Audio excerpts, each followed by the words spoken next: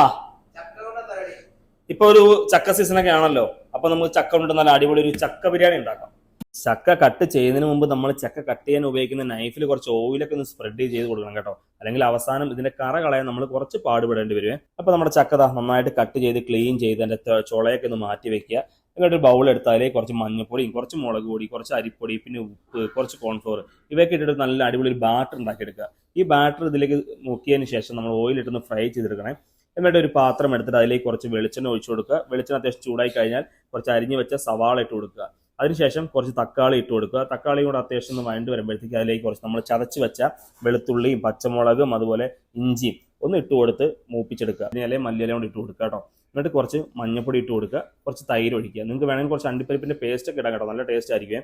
എന്നിട്ട് അതിലേക്ക് കുറച്ച് കുരുമുളക് പൊടിയും കുറച്ച് ഗരം മസാലയൊക്കെ ഒന്ന് ആഡ് ചെയ്യുക. എന്നിട്ട് നമ്മൾ ഫ്രൈ ചെയ്ത് വെച്ച ഈ ചക്ക ഓരോ പീസായിട്ട് ഇതിലേക്ക് ഒന്ന് ഇട്ട് കൊടുക്കുക കേട്ടോ.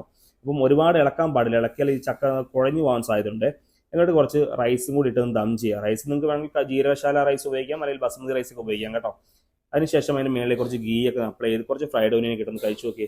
സംഭവം പൊളിയാണ്. അപ്പോൾ എല്ലാവരും ഒന്ന് ട്രൈ ചെയ്യട്ടോ. അപ്പോൾ നമ്മുടെ സ്വിഗ്ഗി സൊമാറ്റോയിലൊക്കെ ഇത് അവൈലബിൾ ആണ്. അപ്പോൾ നിങ്ങൾ ഹോട്ടൽ കൊച്ചിൻ പാലസ് ഒന്ന് സെർച്ച് ചെയ്യുക, ഓർഡർ ചെയ്യുക. താങ്ക്